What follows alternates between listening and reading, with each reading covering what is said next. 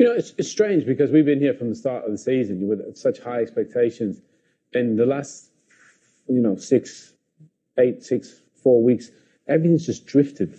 It's strange to think that we're just talking about, we'll take it game by game. Everything is just so flat. It's so disappointing. I think it must be for the fans. Even we've covered every game with the hope that they were going to be right there. And you're flat. No, honestly, I don't know what to say sometimes, Steve. People say, United game, and I think, I don't know what to expect. Today was good. It was really good, but it was too late. It's May. We would have thought they'd be within touching distance of Man City and Liverpool after that window, finishing second last season. How on earth they're 25 points behind? I don't know how they've fallen this far behind with that group of players. 2 managers, a new one coming in next season. Just feels like it needs a lot of work, and you don't really have that luxury with how consistent and how great Manchester City and Liverpool are. So today was good, yeah, but there's still so much work to do to catch up. Can you believe that's, as I said, their biggest win since Ronaldo's second debut back in September for Manchester United? No, it just shows you how poor they've been. Yeah, it's incredible. It wasn't great under Ole Gunnar Solskjær, but I think they're even worse under Ralf Rangnick. It was like Owen said, they were good tonight, but it was perfect. It was standing still football, wasn't it? Likes of Bruno, all of a sudden they want to play and there's no tackles lying around. You don't really have to roll your sleeves up and do the dirty side of the game, running back.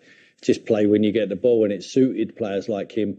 I was disappointed in his season. I think he was brilliant when he first came to Man United. He was a breath of fresh air. He hit the floor running, assists, goals. Lille's working hard for the team. All of a sudden, he looked to me like, we're talking about bringing good types to the football club.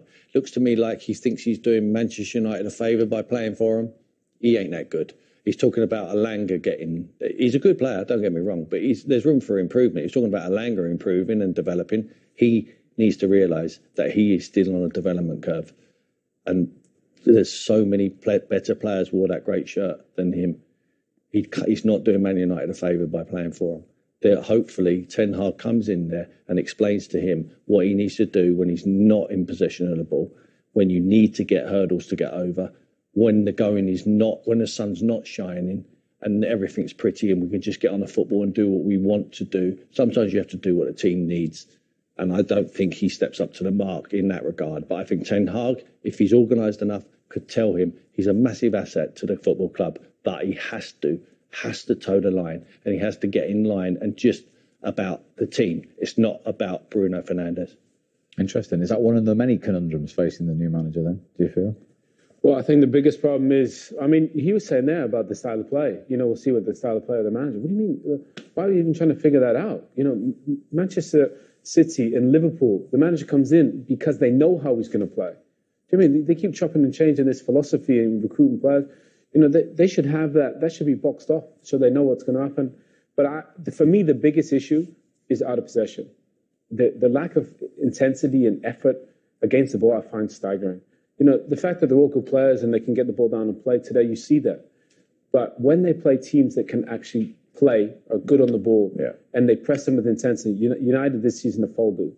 And that, we see from Chelsea even, they give you that. Now Arsenal, they give you that. For United, in games when they've needed something against the ball, physicality, it's not there. So, they might have these players next season. The manager can't fix that all of a sudden because it's still the same players. And they didn't have that this season. You can't switch it on and off. Yeah. So I'm curious to see what someone has to give. Maybe he plays higher and he squeezes up the pitch and they play in one half. Maybe that's a way to negate it. But if they're going to press all over the pitch, I don't see that with the personnel that they have. But he's going to change. They can't all leave. They're going to make changes, obviously. There's a lot going to go out the door. No, they're not going to sign 9 or 10 players. No, of course not. Of course not. So they're going to need to players they've already improve the players they've already got. And I believe he will. If they believe, I'm not sure he's made the decision whether it's Ten Hag. He's obviously done okay in Ajax, but he's manager in Ajax. You have to win the league. You have to win 2 cups.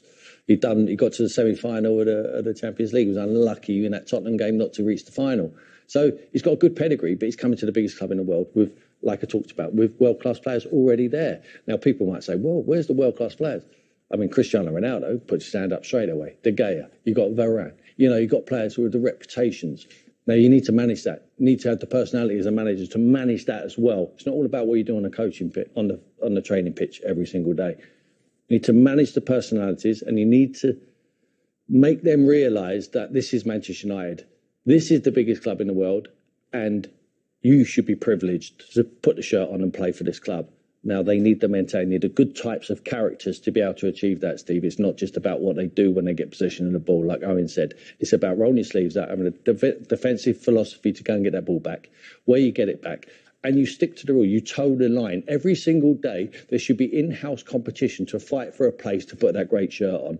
If you're not as good as your mate next day, you do not play. Don't matter about reputations or price tags, doesn't matter. Ten Hag's got to say, you never did it in training, this boy is going to play. He will improve. I guarantee you he will improve a lot of them players. The Man United fans who have been watching them over the last 18 months will say, that boy now is unrecognisable. This manager is a top-drawer manager, hopefully for their sake.